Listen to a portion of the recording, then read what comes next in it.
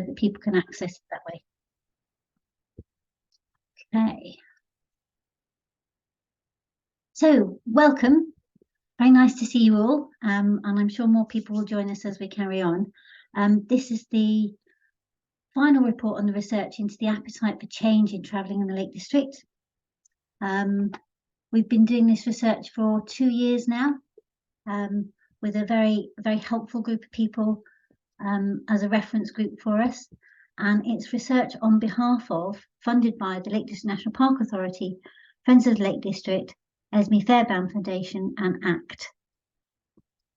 I'm going to share my screen now and go through a bunch of slides which are very data heavy, very deliberately, in order to give you the information.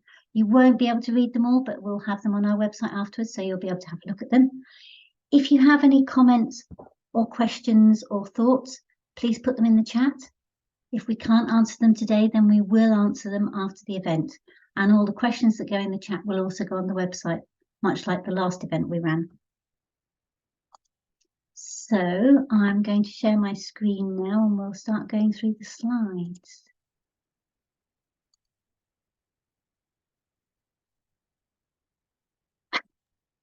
Okay, can you see my screen?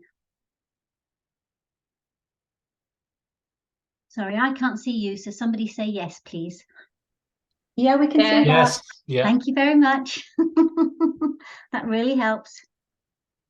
So as you can see, I'm saying this is the final research. There will be a written report later with a lot more information, but for the moment, this is the information that we're presenting to you.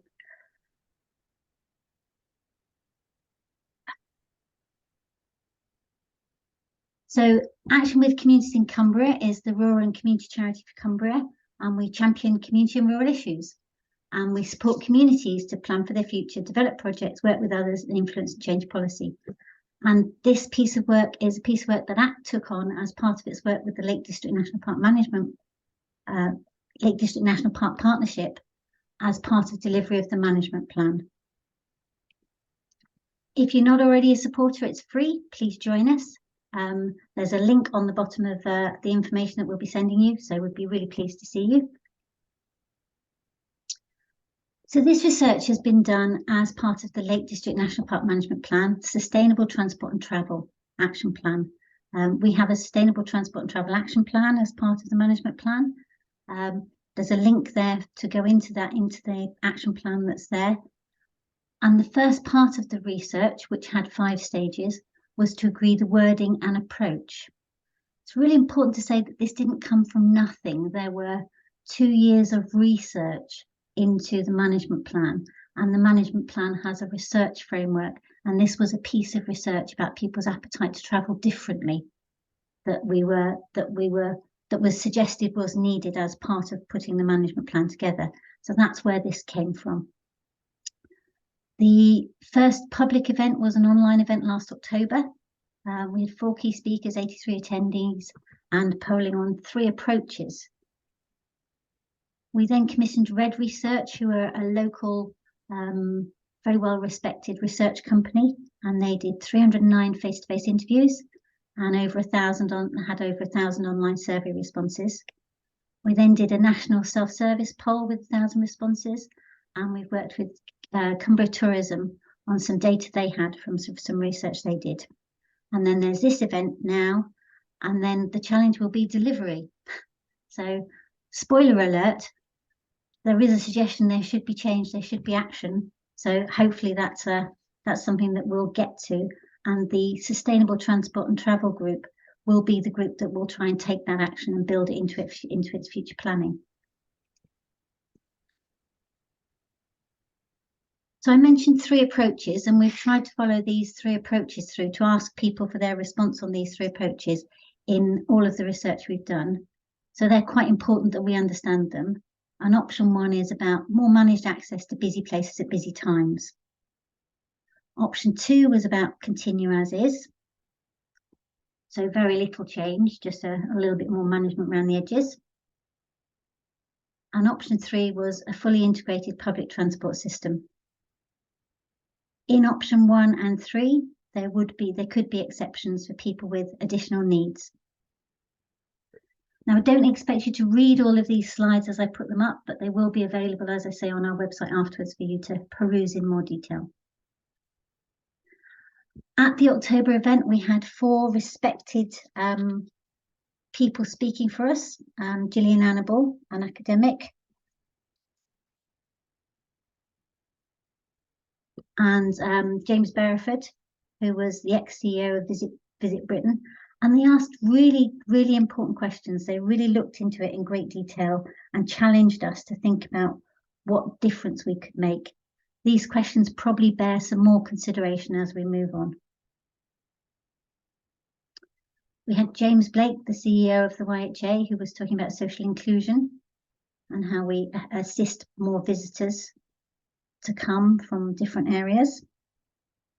And we had Stephen, who's with us today, I'm pleased to say. So welcome back, Stephen, who has a lot of knowledge and information about the way transport is and the way it could be. And thinks about funding, which is going to be really important for us longer term. But you can see a summary and full report of the event on the ACT website on the web address there.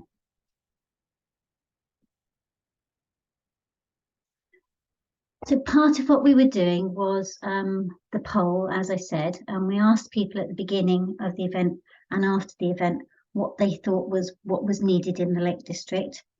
And those are the results there that you can see. The results didn't change that much in that event.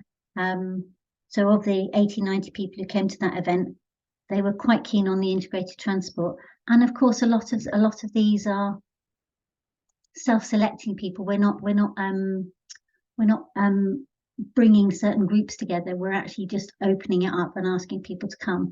And because of the nature of ACT, a lot of people from communities have been involved in this and actually just given their views, which is really positive, I think.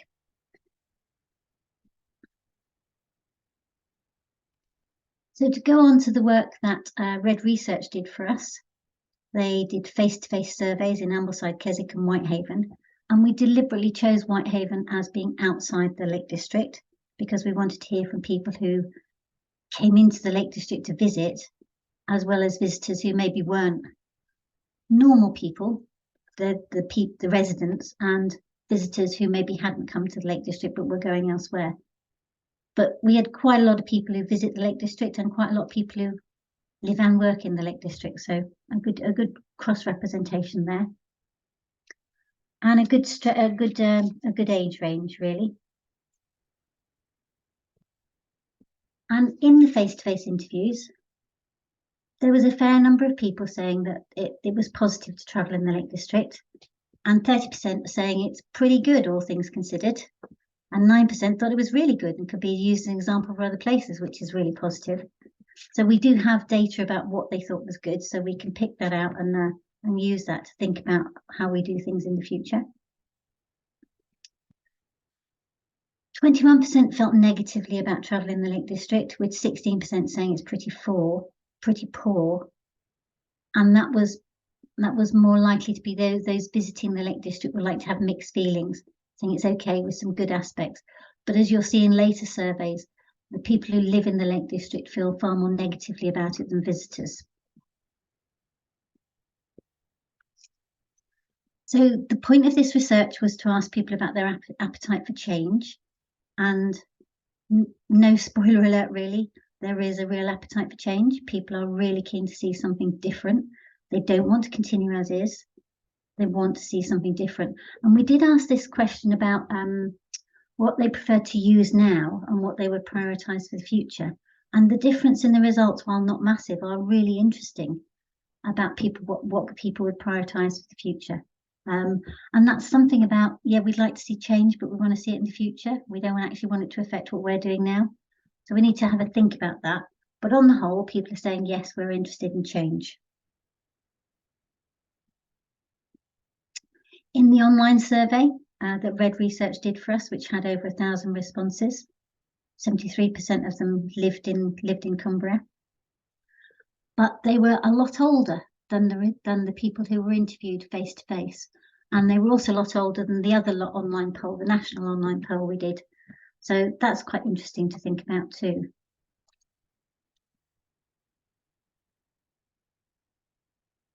So we asked people what they thought the problems were in how people travel around the Lake District, and 39% felt positive, but 61% in this online survey felt negatively.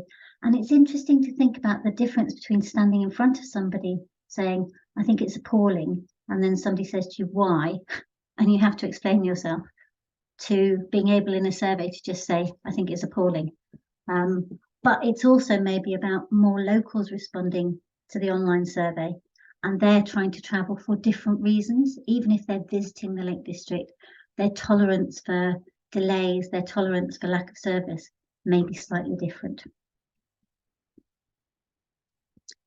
So the options results, remember the three options, the manage access, the continue as is, the fully integrated public transport, were quite different in this, with 64% wanting a fully integrated public transport system. And remember, that's likely to be a local response, so that's really helpful.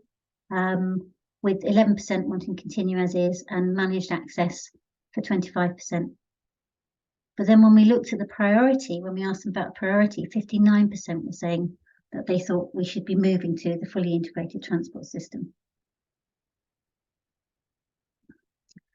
So when we asked people what sort of changes they'd like to see, people said options 1 and 3 are not mutually exclusive, which is really helpful, a really helpful thing to have said. More car parking did come up, as would be expected, but also a really strong feeling that there should be stricter enforcement of bad parking. And I know that's really difficult to do and it takes money, but it's really interesting that people are saying there should be stricter enforcement. And again, remember, this is a lot of locals answering, where they were saying different options for locals and visitors with residence permits, and some concern about major events. And you'll see that later in the focus groups as well. So those who were travelling around in their car were asked what would make them not use their car around the Lake District. And of course, better, cheaper, more frequent and more reliable public transport was the predominant things people said. But some people said no, they wouldn't travel without their car for various reasons, disability, family, the stuff they have to travel with. But a lot of people focused on the attractiveness of the £2 bus fare. And I think that's really important because we've still got another year of that bus fare. So we need to be thinking about how we use that to best benefit to get people out of their cars if we can. We also asked people about walking and cycling, and quite large numbers said that they would. 59% said that they would consider walking and cycling. And that's very cogent with the Cumbria tourism research with visitors who say that they're willing to walk and cycle when they're on holiday because that's what they've come for. But remember, this is a lot of locals answering. So there is maybe a way to do that. And some of the work that's done, like with the Threlkeld route, has shown that people are really willing to walk and cycle when the facilities are available, which is really positive to see. We then ran 3 focus groups, and I'm telling you the methods that we used because it's quite important that of the sort of 3,000 people we reached, we talked to people, we had them in working groups, we did surveys with them, they had one-to-one face-to-face interviews, as well as being able to respond online. So we had these 3 focus groups and we had a range of people at them. And we asked them 3 questions. Did they recognise the results? If they assumed that there was going to be change, what would that change look like for businesses, residents, visitors and leisure travellers? And thinking about 10 years from now, how would you be travelling around the Lake District? So on question 1 in the focus groups, people said yes, they did recognise the results, which was very helpful, and that it was a large enough response to take note of. And they reflected that opinions have changed quite a lot in the last 5 years. Been a lot more in the press about some of the challenges, not just with travel, but around the environment and the impact of that. And there was a reflection that more people are likely to consider their travel habits if there are other alternatives. They did recognise the comments on congestion, parking and safety of walking and using a bike, and very strongly they recognised the need for carbon reduction that came through in a lot of people's responses. In question 2, this is about the challenges for different groups in the community. The response was that changes needed to assist all three. Nobody can avoid this, was the response from the focus group, and that charging systems would improve access, but that charges must be reinvested in the infrastructure. And I know there's a lot of conversation that goes on about this, but those were the things that the focus group said. And given the types of people in those focus groups, that's really interesting to reflect on, because there were several business people in there who were very clearly saying, we need to do something different. And question 3, how will you be travelling and how would you like to be travelling? And of course, they want an integrated transport system. What came through quite strongly in this and in the national survey was that there needed to be some national leadership on a menu of options for local implementation. It couldn't just be left to every local area and every different group to do whatever they felt was needed. There needed to be a coordinated approach, that they would want to feel safer to walk and cycle, that they'd like the plans to be less short term. It was a delight for me to hear that, I have to say. And that people should be able to live where they work, and there should be less inequality in the way people could travel around the area. Pop-up car parks used for events. There is some management going in now for overnight stops for camper vans, which is really positive, and electric taxis and buses where needed. Some reflection that national parks should work together, and I know that's happening, but it's really interesting that people at the focus group brought it up. The Lake District rebranded as the Green District. I thought that was very nice. I like that idea. And that all local and visitor travel was sustainable. But this quote that one of the focus groups came up with and everybody in the group agreed with was, if we don't change what we're doing, we will face disaster. So we then move on to the national poll and Cumbria Tourism Research on the perceptions of non-visitors. And that went to 1,600 odd responses. And quite a large proportion of them were under 54 years of age, so that's quite interesting. The Lake District had a really positive image, as you would imagine, maybe not so good for children and teenagers, but very strong on needing better public transport. Why people didn't visit? We're a long way away from everywhere. We can't change that, and we can't change the weather. But we can look at the other things. We can look at the cost of transport, and we can look at the concern about getting around. And Cumbria Tourism are doing a lot of work on the cost of accommodation and packages to help people access the area. This one's really, really interesting, because we asked people, would they be willing to travel differently on holiday? And 81% of respondees, that's of the 1,000 people, said they would. And 63% said they would be interested in active travel.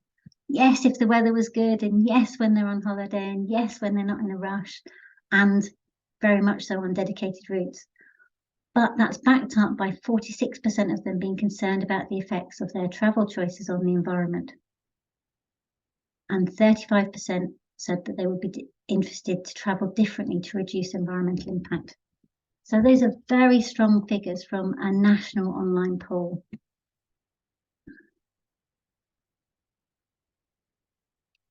So the final summary for these slides: there is a significant appetite for change in the way people travel in the Lake District. Of the nearly 3,000 people reached, significant numbers want better public transport. Who doesn't want better public transport, but how do we actually get about to do it? They want more active travel options with less traffic and differently managed parking. And some show a willingness to accept restrictions and to pay in order for this to happen. So that's where the research has got to. There will be a full report of that in the longer term, and we will make sure everybody gets that. But that's kind of where we've got to with all of this research. I'm just going to stop sharing my screen so I can see you all. That was a canter through. I agree, there's a lot of words on those slides, but they will be on our website so you can have a look at them. I think it's really important to recognise that the Sustainable Transport and Travel Group will be following through this research as part of delivering the Lake District National Park Management Plan. Cumbria Tourism are on there, Friends of the Lake District are on there, the 2 new unitaries are on there. we will be working through these results and the acres of data that support these results in order to make them useful for people in this conversation going forward. But the primary result is that there is an appetite for change, which is why we did the research, to find out what the appetite was like, so that we could move forward with changes and a more focused discussion on what those changes could be. We don't have solutions for you. That wasn't what this research was trying to do. It was checking appetite for change. But our next two speakers are going to talk about some of the options for solutions. So I think that's important for us to think about and to move on to now. So I'd like to introduce to you Alistair Kirkbride, who's an independent consultant on transport and a very good friend to the Lake District, and does a lot of work on transport and various issues. So Alistair, over to you.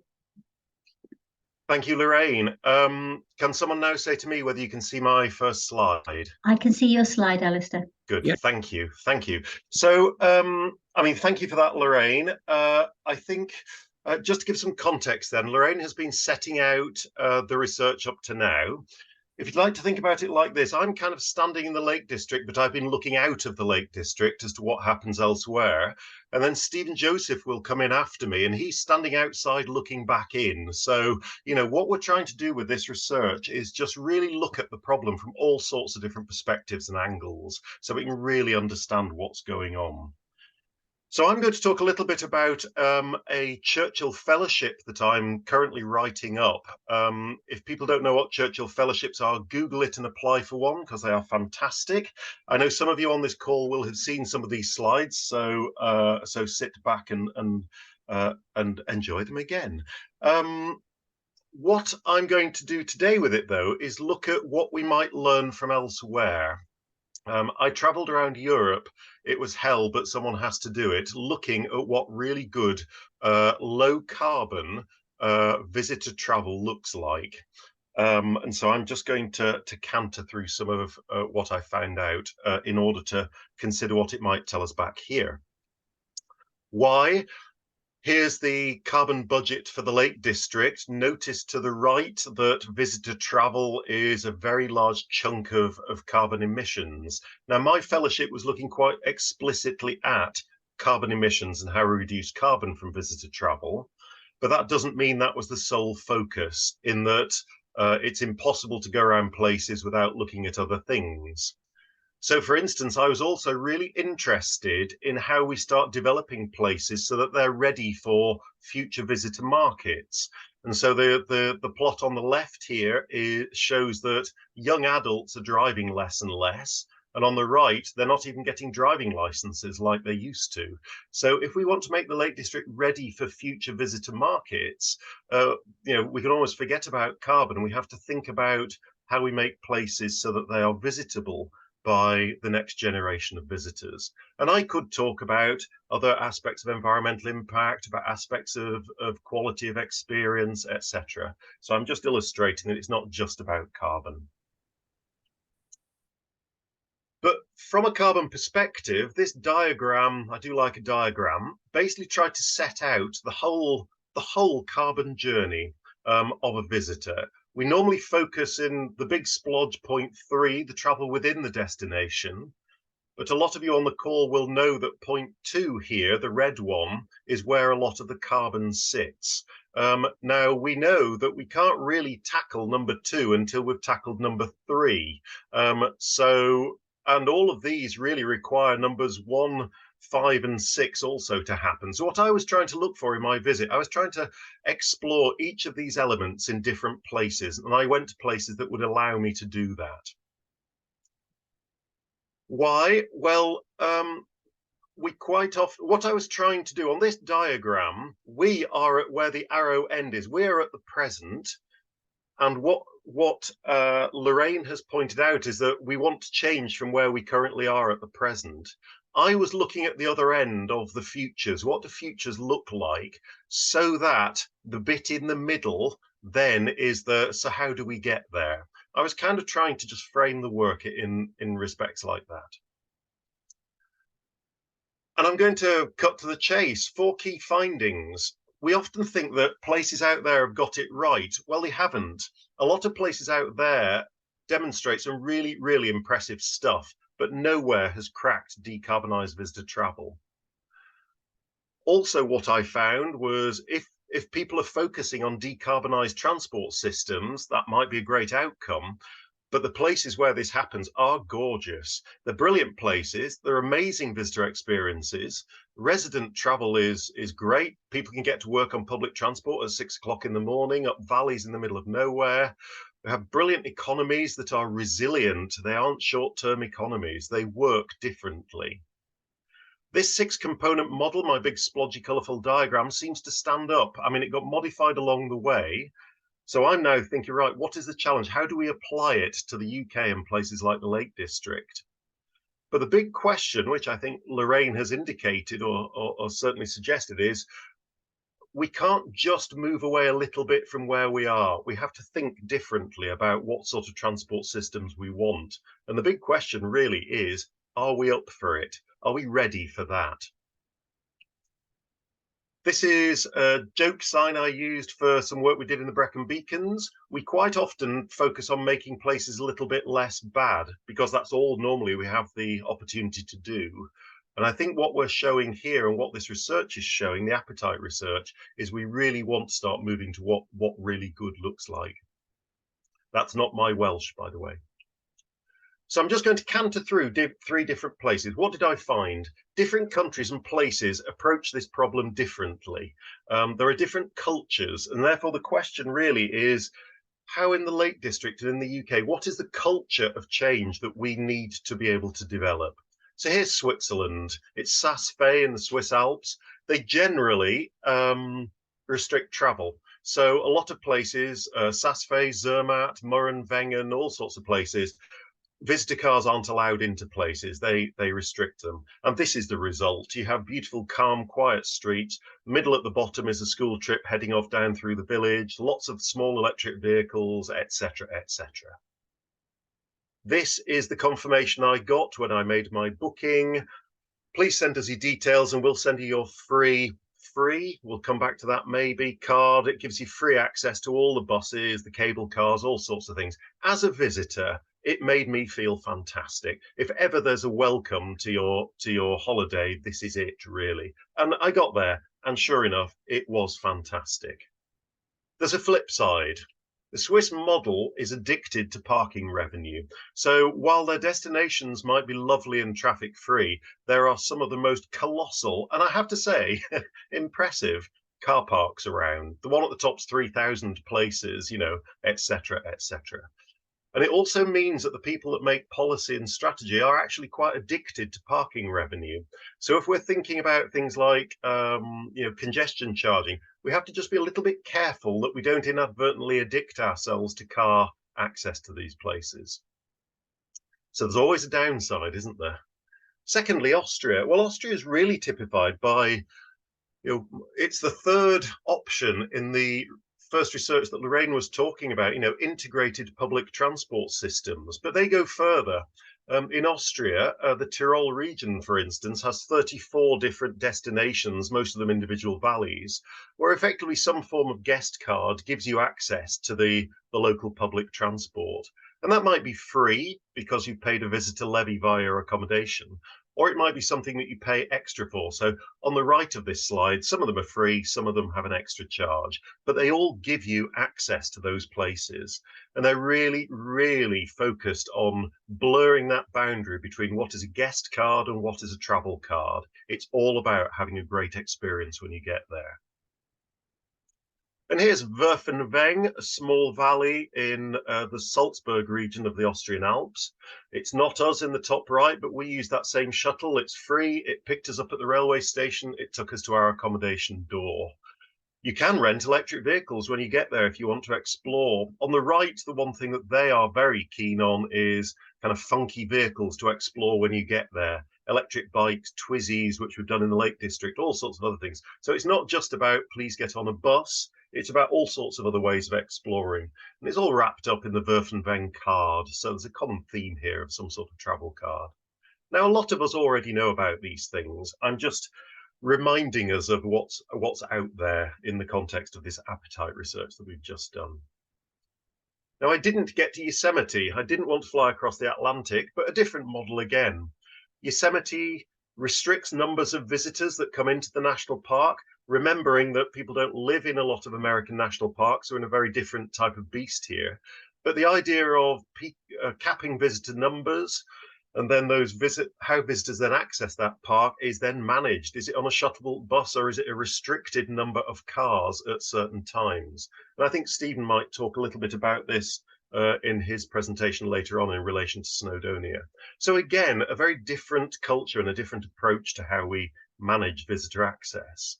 But all three of these are demonstrating it's about managing visitor access, which is a slightly different approach to thinking about transport. And of course, the two are quite related. It's not everywhere all the time for everybody. So the reddish points top right, these are the number of visitors number of cars accessing Whinlatter, as it turns out, per week. Forget about bottom right for now, but the calendar on the, sorry, I've got my left and my right mixed up. I'm not very good at that. The calendar on the right, I should say, you know, there are different periods of the year where different sorts of access happen. And so in the Lake District, we're not talking about, you know, therefore Langdale will work like this. It's kind of at busy times, it will work like that. At busy weekends at Easter, it might work differently. And then at, you know, like today, you know, a gorgeous, beautiful sunny day midweek in November, it will work differently again. So it's not the same everywhere all the time for everybody. And therefore, I think the research that Lorraine has been talking about then gets really interesting, because a lot of the people that have responded clearly want change. So whose responsibility is it to say what that change might look like in the context of the UK and the Lake District? How can we learn from these other places, and who is responsible for making that change happen? So let's apply it back. Let's think about Buttermere, where there is a parking problem and a congestion problem. And I just did a bit of work a couple of years ago on what is the nature of the problem. And I was looking specifically at car parking. What's an appropriate number of parking spaces that kind of feel okay in Buttermere? Let's start from there. What sort of place do we want? That a lot of the people in this appetite research would say, yep, that feels about right. But then monetize it. So somehow restrict parking, or just make available only the right amount. Do some estimations as to how people would get there otherwise, and how much money flows out of that. And it estimated that we get somewhere between about 50,000 and £250,000 that people might be prepared to pay to get there if they can't drive there freely. And so we can start thinking, this is wrong, let's just be clear, but how wrong is it? We don't know. But it's just to illustrate that we might want to start taking a different approach, to start generating revenues that we can then start investing back into other sorts of access, ways of visitors accessing places like this. Moving on, governance often doesn't normally set people alight and get them excited. But the Glover review that was commissioned by DEFRA, that was published in 2019, highlighted how people make decisions, who makes decisions about what relating to transport in places like national parks needs looking at. And until we look at that, we're not really going to see the change that's required. And so I did a wee bit of work on the back of that with some other people on, fine, but what does that look like for somewhere like the Lake District? Who would be making decisions about what and how in order for this change to happen? So looking overseas again, and it gets quite interesting. Did I say governance gets quite interesting? I need to get out more. In a lot of places overseas, governance takes place at a very local level. So for instance, in Switzerland, we often look to Switzerland for, oh, it all works brilliantly. It's not all brilliant, but it's pretty good. But their governance works at a valley level. So each valley, Lauterbrunnen, Murren, Grindelwald, Wengen destinations are all governed themselves. And by that, I mean the tourism bodies, the transport bodies, the communities, the businesses come together in a formal agreement and decide how to spend what money and what to do. But they all exist within a broader framework of governance. as well, and so effectively like on a county scale. But they end up doing things like, you know, arranging meetings at the bottom left there, a big meeting about over-tourism in Louterbrunn and what they're going to do about it. And it wasn't tribal. I was there when this meeting was happening. It wasn't tribal. It was a kind of really respectful conversation across different partners about what are we going to do about this problem. So governance is really important. So in the UK, we think, yeah, but that will never happen in the UK. It can. There are things called business improvement districts that we're probably aware of, and specifically tourism business improvement districts that are rarely used in the UK. They exist, the legislation exists, the experience exists, and they're very flexible. We often hear tourist tax, tourist levies, congestion charges. I would argue that what we're not very good at is for what? What are we trying to do? What do we need the money for, and how much money do we need? And maybe if we start having the conversation the other way round, then whether ideas like visitor levies or congestion charge or whatever is relevant is a more fruitful set of arguments, because we know what we're trying to do with it and what we might need to spend it on. This is the approach that is taken overseas. You know, they might need a new railway station and lots of beautifully designed bus stops and bus services that are free. How much will it cost? Where are we going to get the money from? And also the intriguing and inspiring Bus Services Act 2017, available on all good newsstands, provides different powers that allow local authorities to get involved differently in how bus services are produced. And I know Stephen Joseph in the next talk is also going to be talking again about how Transport for Cornwall have been using powers like this. So we do have ways of governing how things work differently. We just have to be clear what we're trying to do, who's trying to do it, and how we may use some of these powers. So if we want this, we can do it. We just need to decide that we need to do it and get on with it. What have we found out then? Yes, there's appetite for change. There's definitely appetite for change. How do we make that change? Well, I think we probably know enough about the sort of changes that are possible, and we just need to work out how we go from that appetite to what good looks like and how we fill in the blanks in the middle to get there. Easy, no problem whatsoever. And this at the bottom, for those of you who did O-level or A-level maths, the symbol means integration. How do we integrate the public sector bodies with all sorts of other bodies so that the right people are having the right discussions to make the right decisions? And we are well on the route to doing that, but that also needs doing. It's not just the bit in the middle, it's the bit at the bottom that's really important. That's where I'm at, so thank you very much indeed. I'm now going to hopefully stop screen sharing and hand back to possibly Lorraine or over to Stephen. Thank you. Thank you very much, Alistair. And if you have questions for Alistair, put them in the chat, and if we get to them today, we will. If not, then we'll come back to you with answers from them. But I'm now going to pass on to Stephen, who's going to talk to us. He doesn't have slides, he's going to talk to us, which will be great. We look forward to hearing from you, Stephen. Thank you. I've got one slide, which is just a summary of what I'm going to say, which I'll put up now, if that's all right. Where are we? Do that. Can people see that? Yeah, I need to change to view slideshow. Slide. There we go. No, I can't see it, Stephen. Oh, right. Okay. Share screen, share. There we go. Does that work? Okay, yeah. That's worked. Fine. So very briefly, introduction to me. I'm Stephen Joseph. I have a long-term background in transport. I used to run the Campaign for Better Transport for a long time, and I'm now a part-time professor at the University of Hertfordshire, where we've been focusing on what to do about transport outside cities, which almost nobody else does. It's all about, all transport research and policy making seems to be about cities. We've tried to do something different with help from people like Alistair.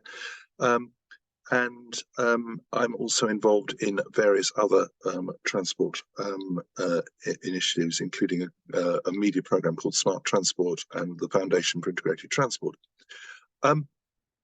I just wanted to make a few points. As Alistair said, from the outside looking in, I'm not from the Lake District, so this is. And there's one other. There's one other role I've got at the moment which is relevant to this. I've been a member of the North Wales Transport Commission, which is reporting to the Welsh Government about what to do about transport in North Wales. We're just on the point of submitting a final report to them. I think the key point, a couple of key points I wanted to make. Firstly, were there are examples of UK places with integrated public transport, and in some cases with access restrictions. So this isn't like the Lake District is being asked to go boldly where no one has gone before. So Cornwall, Alistair's already mentioned it. It's a like the Lake District, it's a tourist honeypot, but with a lot of residents, some of whom have very low incomes and have challenges of getting to work, and they've developed what they call the One Public Transport Network for Cornwall. And the key point about that is that it's a very wide-ranging thing, and they've got different bits of funding from a wide range of different sources to do it. They've done quite a lot to build their rail network up. They just got levelling up funding to do their Mid-Cornwall Metro, which involves putting a passing loop in on the Newquay branch and turning a 5 trains a day service into one every hour, every half hour.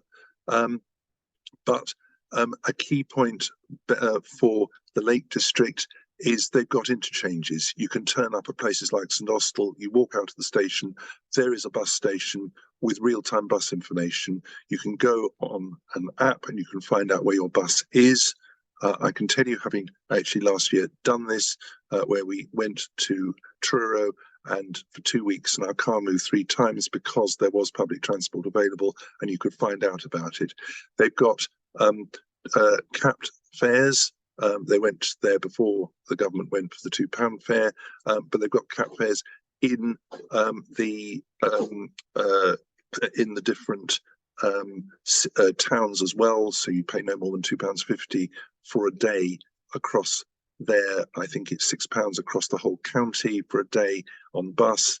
And they're busy trying to integrate local rail into that as well. And it's London style. You tap on, tap off, it's capped.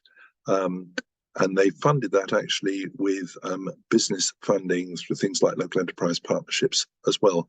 So things like their fares offer, which is integrated across the different bus operators, and their interchanges are things that's worth looking at. After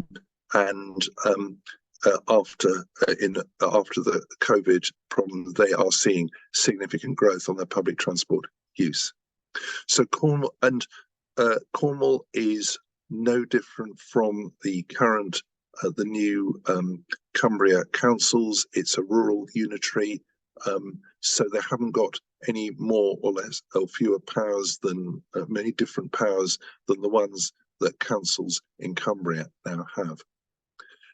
My second example is Snowdonia, Eryri, where there's I've noticed in the chat a lot of conversations about road user charging.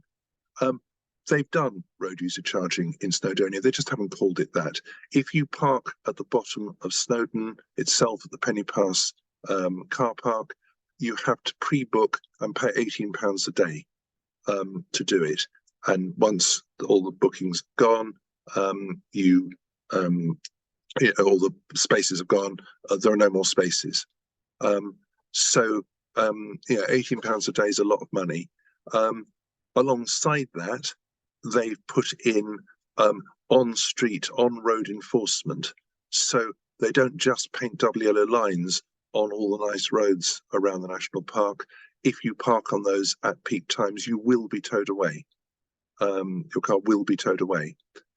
And alongside that, they put on a much better public transport service, a network called Sherpa buses, which run from park and ride car parks on the edge of the national park in places like Llanberis and Betty Coed.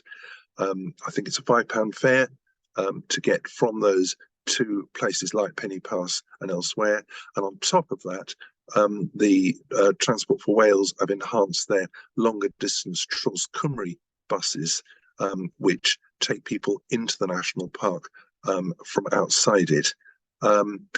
Sherpas have seen 40% year-on-year growth, and I'm indebted to Alistair, who was involved in some of this, for his point, which is that in year one of that parking and enforcement strategy, they towed away something like 40 cars. Year two, they towed away 2, because the word got about that if you parked on the road, you would get towed away. And the really important point was there wasn't a large-scale backlash. There were some grumbles from people far away in Liverpool and so on, saying, well, I'm not visiting that there anymore. And actually, they probably didn't anyway. But there hasn't been a drop-off in tourism and visitor numbers in the national park. And the Sherpa buses, they're not at the moment, they're not kind of commercially viable, but they're getting that way because the parking and enforcement is there. So they haven't done road user charging, but they have done levels of access, aversion of some of the things that ACT survey have looked at. But I think my conclusion from this is that people are more prepared to move away from cars and visitor hotspots than they might be in their homes. And I thought the Cumbria Tourism Survey rather supported that. A second point I wanted to make, it's a wider point. The University of Hertfordshire has been doing round tables on what to do about transport outside cities. And I think I did this because I'm living in Hertfordshire, which is not the Lake District or Cumbria, but is outside city. I got fed up with it's all very well, all this stuff in cities, but outside cities, everybody has to drive big SUVs everywhere, kind of line, which you find on lots of kind of below the line comments in almost any discussion about transport. And what we found is there's lots going on already on rural transport. And a key point I'd want to make is that actually private businesses are doing a lot already. So we're seeing car clubs linked to rail stations. Enterprise have a deal with LNER. So if you turn up at, I think it's Berwick Station, there will be a car club vehicle at the end of the platform to take you into the Borders area if you want it, if you're a member of the Enterprise Car Club nationally. And they are rolling this out. And I think they have been putting car club vehicles in the Lake District. And that's not something they're being paid to do by any public body. They're just doing it because it makes business sense for them. And they're finding, in effect, a lot of the kinds of things that people said in those surveys, people are acting on when they're offered a car club linked to a rail offer. And there's also people doing bike hire. When I go to national parks or places, as I do sometimes on holiday, I'm discovering there are people offering me bike hire. And again, they're not being paid to do this. They are setting these up as businesses. I was in South Devon last year, and as I turned up at my rather nice converted paper mill in near Totnes, an email arrived, a bit like the one that Alistair got, saying, and we've done a deal with this local guy who's letting you have e-bikes. So we all hired e-bikes and travelled around there on quite narrow country lanes, but it actually felt relatively safe because with e-bikes, you can get away from traffic and so on. So the point I was going to make is that there are private businesses doing this stuff already and will join in a wider initiative.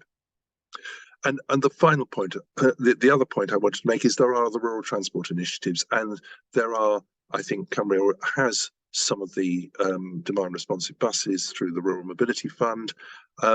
We've been looking at some of the data from some of these schemes. There's a one in North Hertfordshire which didn't have any fixed route buses, and we found the people using that used to use cars to drive to stations, or they were 16 plus students going to a college and were being driven by their parents and are now using the Hearts Links service. So, and evidence that if you give people some decent services there, they will use it.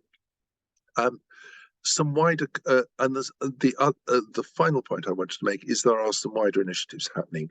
The £2 bus fare has already been mentioned. I think that's a huge opportunity. It has, as the politicians and pollsters would say, cut through. People have noticed it, and it's making some difference.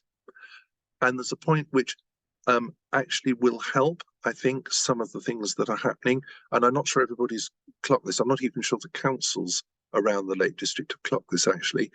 But one of the less noticed results of the cancellation of HS2, which I will not go into, is that some of the funding is being redirected to long-term transport funding for councils outside cities. The cities have had what have been called city region sustainable transport settlements, which have given them some long-term funding.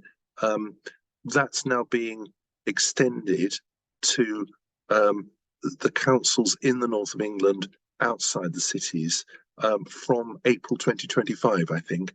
And they're not going to be enormous amounts of money, but it will be transport funding for those councils with some kind of multi-year funding attached. And it will mostly be capital funding, but that will give us a kickstart, and it will allow councils to do things that they haven't been, unplanned for things they haven't been able to do before. There's also a lot of talk about, well, tourist levies, which is the term that Andy Burnham was using yesterday about Greater Manchester levy. The Welsh Government is consulting on a tourist levy. They're consulting on whether to bring that in. I think you'd be surprised how much support they've had, as well as how much opposition. They haven't had as much opposition as I think they thought they were getting. And I think that's because, as Alistair has implied, it gives you the opportunity to create a visitor offer. It's not just about transport. It's not just about dealing, getting money out of visitors. It's about creating something that brings that gives visitors a much better general offer, because it can be spent not just on transport but on other improvements. And there's certainly a lot of discussion about this, and Alistair mentioned tourism business improvement districts. I know that's being actively talked about in places like the Norfolk Broads. We've been talking to the transport and planning authorities there. I think that the point I wanted to make is that change is possible. There's a lot going on that the Lake District can learn from and build on. Lorraine's point about the national parks working together. I've mentioned what's happening in Erie. And outside the national parks, places like Cornwall are doing some really interesting stuff, which are worth a look, and have some. And some of what they're doing is what one might call getting the basics right, and doing, but some of, even that's been quite difficult. They've managed to do it. They've created a Transport for Cornwall brand, as Alistair mentioned. So I think there are things. My point is, things are possible, and the Lake District has the opportunity to learn from and build on those things, and invent things, and do its own thing in ways that that are appropriate for them. Thank you. Thank you very much, Stephen. That was really interesting. If people are keeping an eye on the chat, there's quite a lot of interesting comments going on there, which is good to see. I just want to go to Gemma. Gemma, can you just tell us what you said about visitors and how many of them are local? Because that's really quite interesting. Well, from Cumbria's perspective as a whole, so this isn't just within the national park, but our latest visitor survey, or Cumbria Tourism's latest visitor survey, which is from 2022, so post-COVID, indicates that there's been a massive shift in visitors coming from a much more local area. So as it currently stands, 35%, so a third of all visitors to Cumbria are actually from within Cumbria itself. And overall, so that's day trippers, sorry. If you're looking overall, so including day trippers and overnight stays, I think it's 19.4% of visitors, so nearly a fifth of visitors overall are actually Cumbrian residents travelling within Cumbria for health, leisure, wellbeing purposes. and those residents are actually included in the Small World Consulting carbon figures, not under the resident travel, but also under the visitor travel. So the visitor travel from those residents come under that visitor travel figure, which Alistair was showing you earlier. They don't fall into the resident travel category. Thanks, Gemma. I think it's really, there's a number of comments in the chat about, is this a service for visitors or locals? And in reality, we only have the bus service we have because visitors support it. We wouldn't have as many buses as we have if we didn't have visitors in the area. With the current funding programme and with the current view of how transport runs in the county. So there is a need to think about that. And there are lots of local people travelling. And there are also, I think it's important to say, lots of good things happening in Cumbria. We do have a rural mobility programme that both Cumberland and Westmoreland will be running out, I think, in December. It's taken a long time to come into place, but we could provide some information on that. And that's minibuses that will help people get in and around on a demand responsive process. So that's part of the national rural pilot. So that should be interesting. But there's also really good things happening in communities. We've got a couple of people on here from Ullswater who have run their own bus over this summer. They've run their own bus with Stagecoach in order to take cars off the road, in order to look at that appetite to travel differently. So there are really interesting things happening in Cumbria. It's not all happening elsewhere. And as Alistair said, everywhere else hasn't got it right and we've got it wrong. There are real opportunities for us to do better, but we've also got some good stuff happening. So we've now got roughly half an hour to look at the comments that people have put in the chat, if that's what people would like to do, and to take any questions. You are all muted, so really keen for you to put your hand up so that we don't get stupid with everybody trying to talk over each other. But if anybody would like to say anything, that would be really interesting. I see that Graham from Cumberland has talked about the money that was in the BSIP, and also there is some new money, as Stephen was saying, coming into local authorities. Robert, I will come to you since you're the first person with your hand up, but please can you keep it brief as a comment, because there'll be other people who want to speak as well. Over to you, Robert. I'll make 4 points very briefly.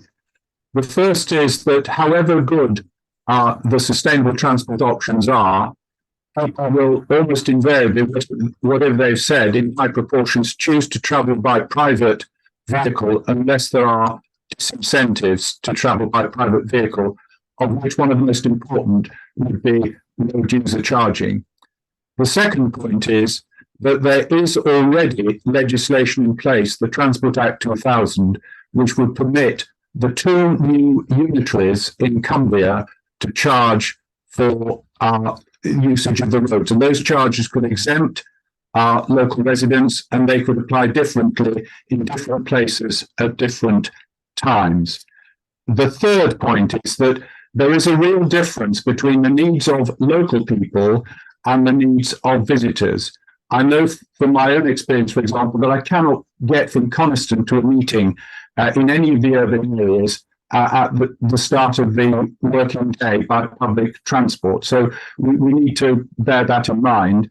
But road user charging would raise sufficient revenue to kick-start bus services that could serve local people, both in the early morning and in the evening. The fourth point is it's really important that we don't accept the myth which has been promoted by the Lake District Partnership that electric vehicles are decarbonised. They are not. There is no local pollution from an electric vehicle, otherwise than this year. But there is the same pollution in terms of emissions into the atmosphere from near the power stations. And it's very important that we don't allow ourselves to imagine that electric vehicles are decarbonised. And that's particularly important because, of course, when we're dealing with visitors in to the Lake District, a high proportion of their emissions are associated with the journey to and from the Lake District rather than within the Lake District. And the final point is in relation to Gemma's point that quite a lot of visitors to the Lake District are from Cumbria, one needs to bear in mind 2 points.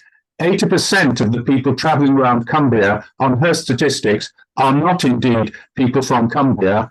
And the second point is that of those people from Cumbria, some of them already have quite good bus services. For example, people from Cumbria who live in Kendal already have quite good public transport services. So don't let's allow ourselves to imagine that because quite a number of people who travel around in Cumbria live in Cumbria, that therefore it would be somehow or other harmful to them to introduce a road user charging scheme, particularly since there could be an exemption for local Cumbrian residents. Thank you. Thanks, Robert. Helpful inputs there. Kelly, would you like to speak? Thank you. Yes, I just wanted to say thanks so much to yourself and the guest speakers for all the information shared. Extremely useful. Really looking forward to having a good read of the report. My question was just about what you mentioned at the end there, Lorraine, about the Ullswater group that have run their own bus. I'm just really interested to know how they got that started, how it was funded, was it a local operator that they used, and how well has it been used? Was it this summer that it's been run? How well has it been used and by whom? Just really, it's a great example for us to see what that extra transport might look like. Ellie, we do have a couple of people on the call who've been involved in that, and they're running an event shortly to actually put that information out. So I'll make sure you get the link for that. Thank you so much. Make sure you get an invite, because I think Daniel's on the call and he's running it at the quiet site.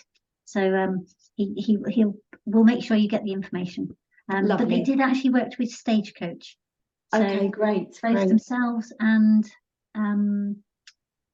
Kirby Stephen, which isn't in the park, it's in the other park, have done things with Stagecoach to assist locals and visitor travel. Brilliant. So there are some good examples.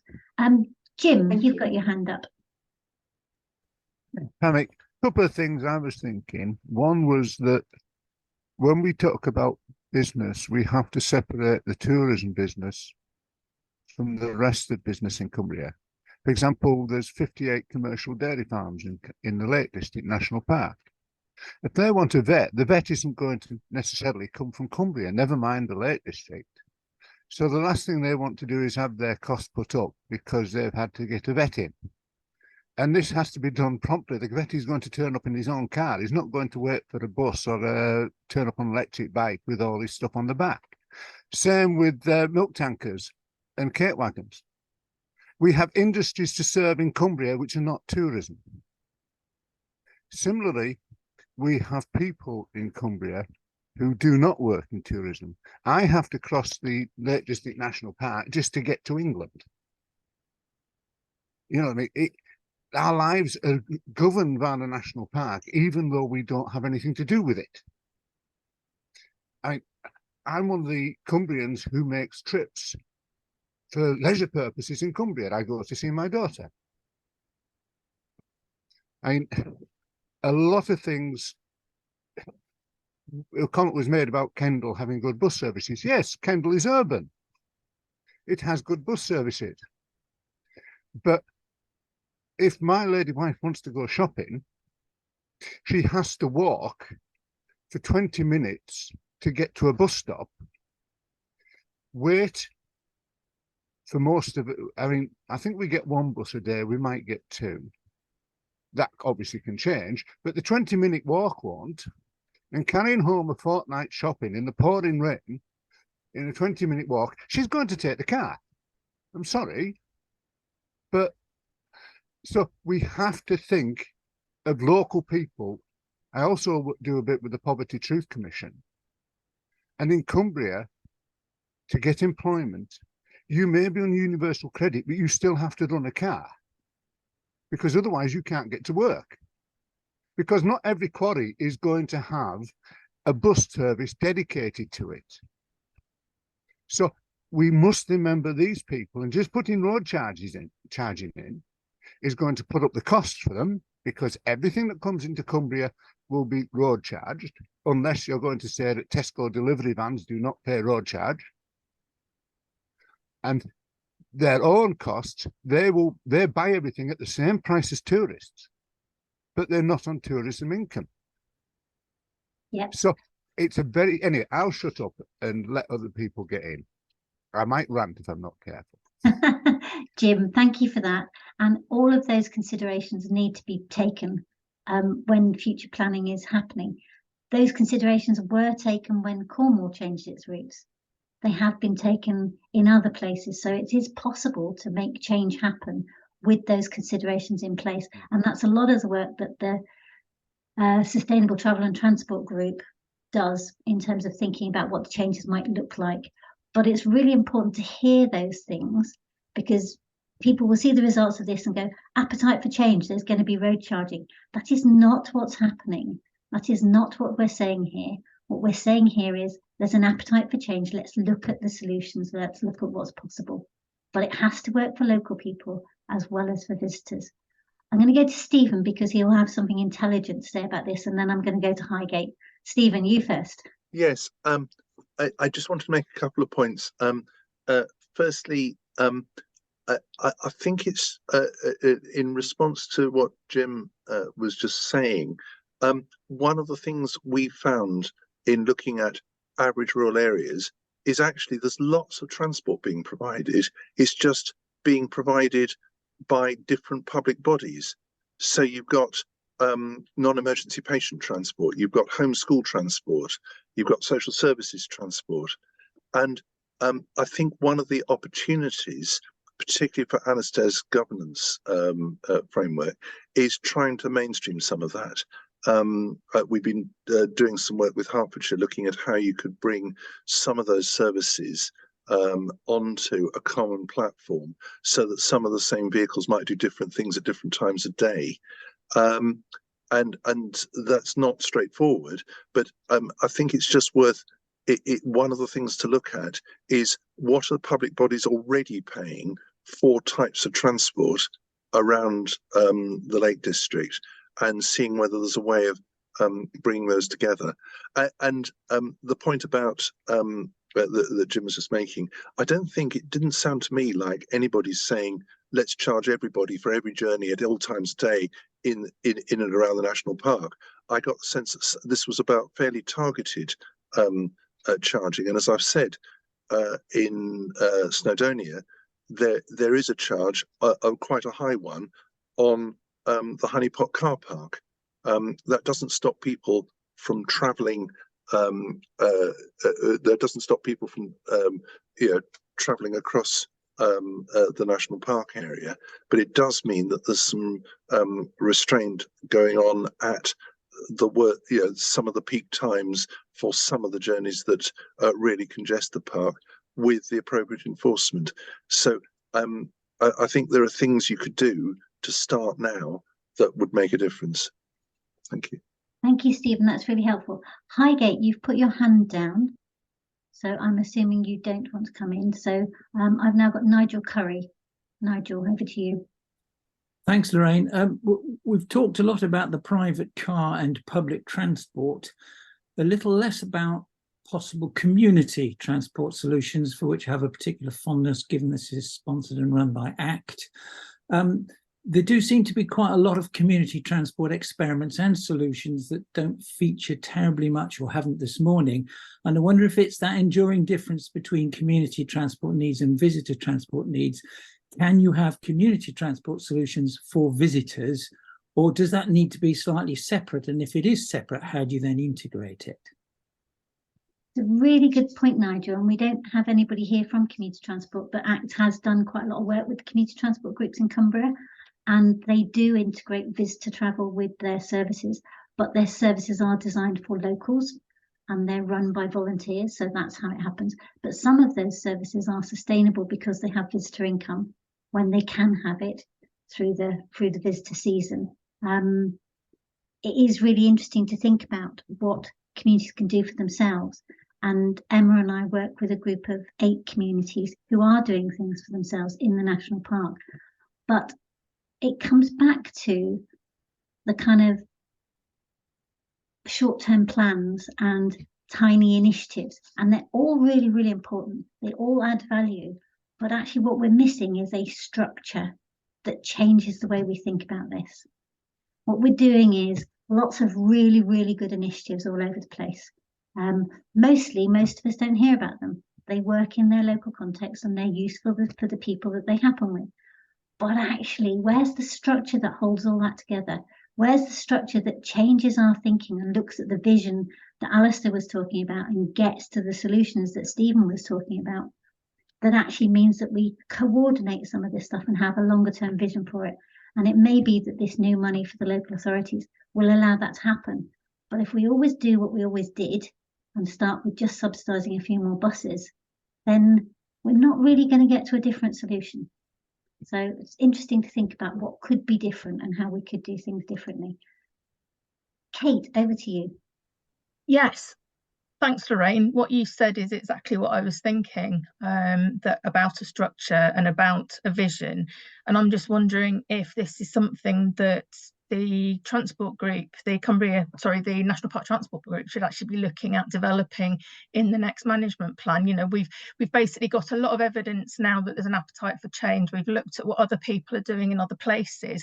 Maybe the time has actually come to start brainstorming proposals, you know, like what could work, what might not work, and have an iterative sort of process to actually start developing new ways of doing things, because I think if we go into the next management plan process without actually having a vision for the future, that's another 4 years wasted, essentially, because it's going to have to be done through the management plan and with the local authorities. So I think we need to take the chance now that we've got a bit of momentum going on. And I actually think we need to start really considering the future rather than, talking about the little things that people are doing, which are absolutely brilliant. But we need to be having some strategic coordination on what the whole place can be doing to make things better on a strategic level, like what Snowdonia has been doing. Thanks, Kate. Alistair, I'm going to come to you because there's no other hands up. And maybe you could explain the backcasting concept. Yeah, okay. So some of you may have come across Monica Busher from Lancaster University, who was involved in the Zero Carbon Cumbria programme, and I know there's been a couple of comments in the chat about that. One of the ideas that I suppose I took away from her was, and it's that fake road sign that I mocked up of a bit less bad or really, really good. We often talk about, short-term projects that are unstable and all the rest. You know, that's responding to problems and making them a little bit bad. And well, there's a joke that I will not repeat here because it's slightly disrespectful, but let's just say there's an awful lot of vision documents around. That's kind of, and, I've written some of them as well. And we probably all have in some respects. So there's lots of ideas about, oh, this is what a vision could be. This is what it's really, really great. But what do we do between those two things? And backcasting is, it's a respected, understood approach about how you link those two things together. And it's not complicated by any means. But the significant part of it is that, well, firstly, you have to set out what you want the future to look like, which is really hard. I mean, it's fantastic and it's great, but it's really, really, really hard. Well, for a lot of people, and I don't say that in a patronizing way. It's just most of us have more interesting lives than thinking about, how future transport systems might work.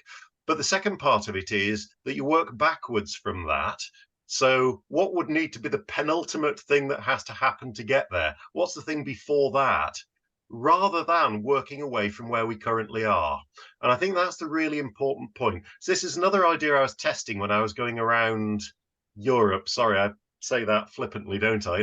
When I was going around gorgeous visitor destinations and someone was paying for me to do it. Oh, did I say that? Did those words actually come out? But it's really interesting that this was generally the approach that a lot of these places had taken. So I could take you to Saas-Fee in Switzerland, for instance. It only got a road to connect it to the rest of the world in 1956. In 1956, they basically did backcasting. They basically said, right, what sort of place do we want and how do we want it to work and what needs to happen to get there? Number one, we need a road to connect it to the rest of the world. Number two, but we don't want loads and loads of cars knocking around the village and all the rest of it. So I'm throwing this out there because it's we do lots of little stuff. We talk about vision, and I'm suggesting that we're not very good at linking those two things together. And I think backcasting is quite a nice way of doing it. While I'm here, can I just mention a couple of other things that have just cropped up? And it's a point that I can't remember where it came from before, but it's just to emphasize that things can change. I mean, things really, really can change. You know, I challenge anyone to think of a town or a city centre that didn't used to be pedestrianised, that they knew then, that is now pedestrianised, and just reflect on how that might have happened and what it feels like differently. Would anyone drive to London now to go on holiday, for instance? No. But in the Lake District, there's enough on this call that were involved in the Go Lakes travel programme when we were sworn blind that we wouldn't get any new buses on the roads. Well, we've got loads of new buses on the road. Stephen Joseph and I spoke not very many years ago about how you can't get at Wasdale without a car. Well, thanks to Emma and others, we've had shuttle buses at Wasdale for the last 2 years, and to Buttermere, and the Ullswater Hopper is there. And we have bike routes like we could only have dreamt of a few years ago around the Lake District. So I will go back to rural wheels. We've mentioned community transport as well. You know, I'm old enough to remember before rural wheels, which is people in rural communities, you know, being provided with access to get to places where buses don't go and all the rest of it. You know, it was seen as best practice nationally as to how these things. So things can change, and they can change in Cumbria. So I think we just need to use a bit of that oxygen to allow us to think that we can get there. So that was it. Backcasting, yes, but also this sense that we will have recognised that change, and we just need to do it again a bit bigger. Thank you, Alistair. Debbie, would you like to speak? Yes, it's only as a question really, in that I know there's lots of initiatives that, and they have been, we've been talking about short-term initiatives and the lack of an overall strategy, but who is in power now? Who can have that overall strategy? Who is going to draw that strategy together? Is it going to be the National Park? Is it going to be the new unitary councils? Who in the new unitary councils are even interested? Who is going to take this forward, and who's going to provide some leadership? There's been enough visioning, as Alistair mentioned. There's been enough consulting. You now have a whole bank of data. We need some action, and this should not be kicked 4 years down the road into another management plan that doesn't actually do anything. I don't know, because I'm not on any of these committees, so I've no idea. But you know, the new unitary authorities seem to be, in my experience so far, not ready to take any leadership on. Great. Thank you, Debbie. That's a really helpful intervention, and it moves us on to, so what? So we've talked about this research, we've talked about what happens elsewhere, we've talked about opportunities. So what difference is this going to make? And we do have people from the new unitaries, both members and officers, on this call, and there is a lot of discussion going on, and some of it's very siloed and some of it's integrated. So there are real opportunities for change here, real opportunities to make a difference. The Sustainable Transport and Travel Group, which is one of the working groups of the Lake District National Park Management Plan, that I chair that group, is going to pick up this research and is going to follow it through.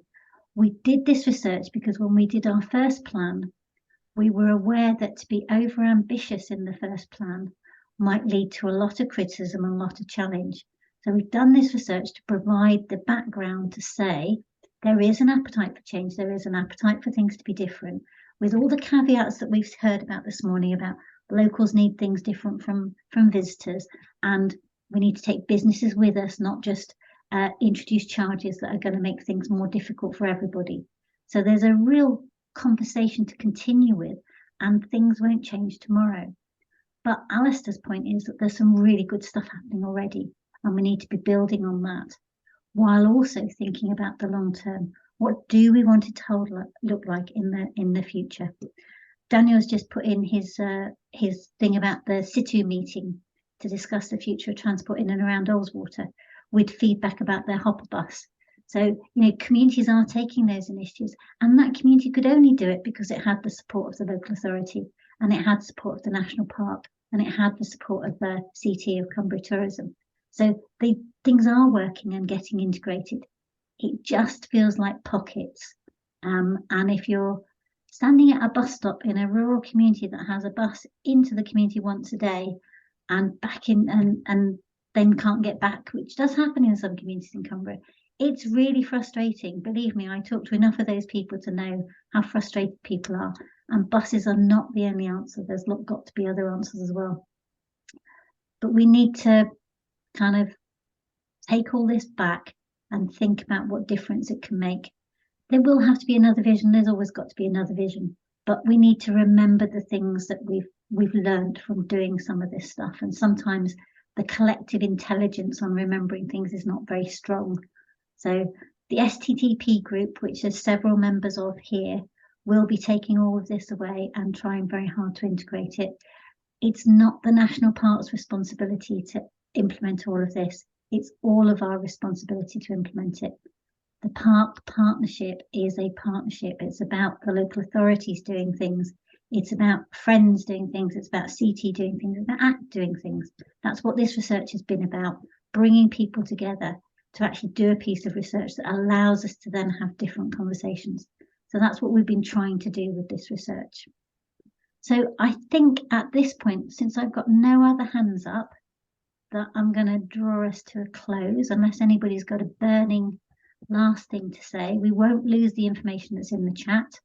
All of the slides from all of the speakers will be on our website next week, as will the chat, and we'll work through answers for the chat as well. The STTP met before this meeting to say, what are we going to do with this information? And there's a real commitment there to make a difference, to actually take that information and move forward with it.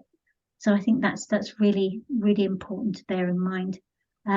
If you're interested in what's going on, then you've got my email, get in touch, come back to me, talk to us about it. If you're a community wanting to do something, definitely talk to us. If you're a visitor service, talk to Cumbria Tourism. They've got a destination management plan in formation at the moment. This research needs to feed into that, and I know Gemma's working on that. Thank you to our two speakers, to Stephen and Alistair. Been really interesting to hear from them.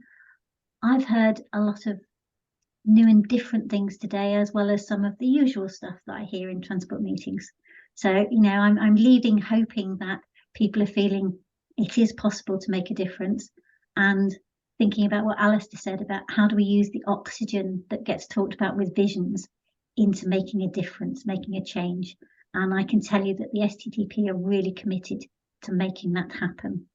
So thank you all for coming. Been really interesting conversation, and I hope you found something useful. And look on our website for all the slides and all the information coming through. And if you want to keep involved in this process, become an ACT supporter, and then we can send you information. We won't be sending you information after this because you've signed up for this meeting. That doesn't give us permission to send you information. So please do come back to us if you want to carry on receiving information.